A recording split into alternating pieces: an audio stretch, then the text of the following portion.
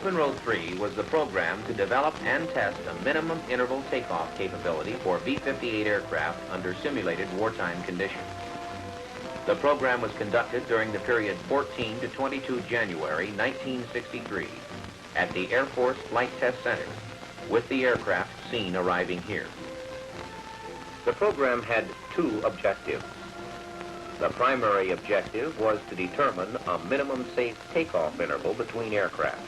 This included an evaluation of such factors as ground turbulence in the wake of preceding aircraft jet wash after liftoff, effects of atmospheric conditions, and the effects of AB light on pilot vision, all under both day and nighttime conditions. The secondary objective was to develop a technique for rapid deployment of multiple numbers of aircraft using MITO. This included observance of all checklists and operational requirements, and taxi from a simulated alert posture under wartime scramble conditions. The test program was divided into 7 test series and included taxi tests as well as in-trail takeoffs and alternate guideline takeoffs at both normal training and maximum gross weights.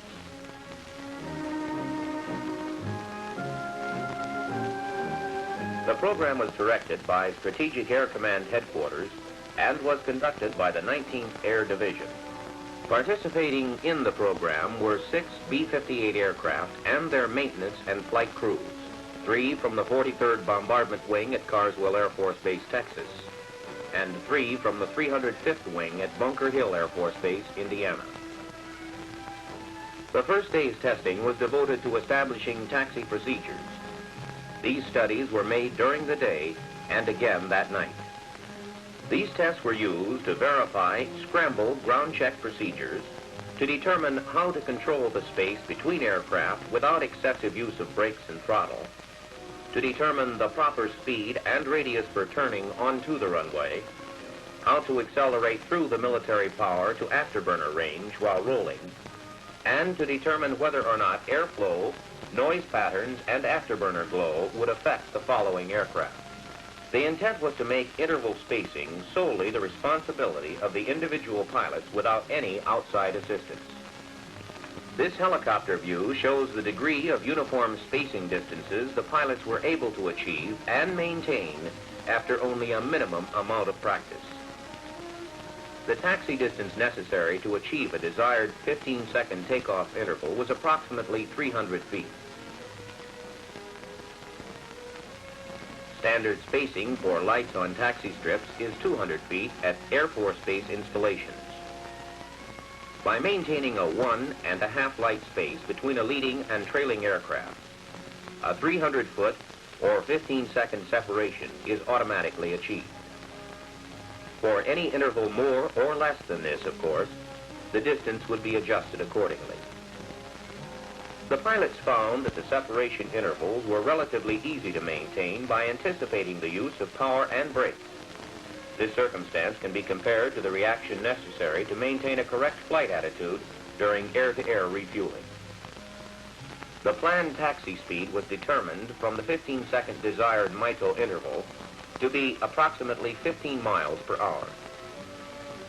Since aircraft instruments do not indicate these low speeds, a car was used in the beginning to pace the aircraft. The pilots found that they were able to gauge these speeds for themselves after very little practice. The first turns onto the runway were made at 20 miles per hour. When the turn was approximately 2/3 completed, the power was advanced to military and then into afterburner for takeoff simulation.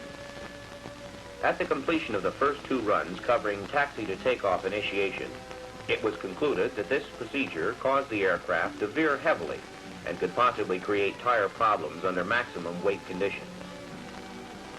Notice here also that the afterburner on the outboard engine failed to light with the others and the aircraft veered slightly.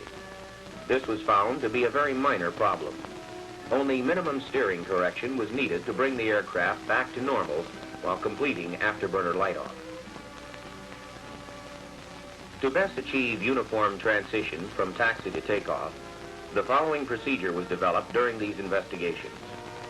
The technique involves taxiing out at minimum power, As the aircraft is aligned with the runway, power is advanced to military momentarily, and a check is made of the instruments to ensure that all engines are stabilized. The throttle is then rapidly advanced to full AB. The best afterburner lights were obtained using this procedure, and no tire damage was incurred. Results of the initial taxi tests revealed that no major problems existed in this phase of the operation. The second day of testing was the beginning of the actual flight portion of the program. These tests were made with the aircraft working in pairs from a standing start position. The purpose here was to determine a minimum safe interval between two aircraft taking off in trail on the same guideline. These helicopter views were taken with a slow-motion camera and do not reflect real-time intervals, which were actually much shorter than they appear in these high-angle scenes.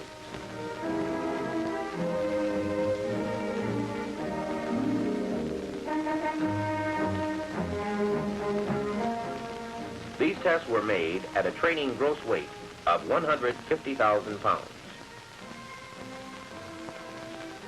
The objective here was to start with a time interval that was well within anticipated safe limits and reduce that time to study the effects of backwash and turbulence on the trailing aircraft.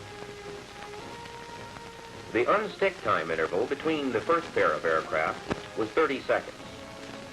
Between the second pair, the time interval was reduced to 19 seconds. The unstick interval between the final pair of aircraft was reduced to 16 seconds. No problems of any kind were encountered.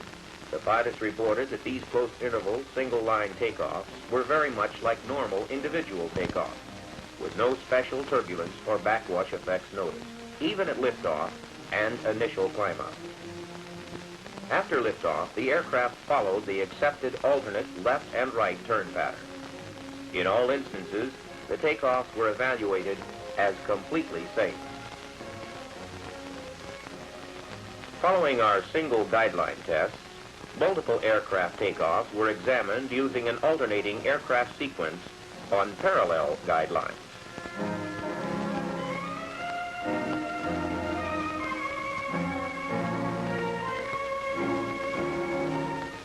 The two lines were separated by a distance of 100 feet. As in the initial takeoff tests, the aircraft were worked in pairs, with the time intervals being gradually reduced until a minimum safe time interval was reached.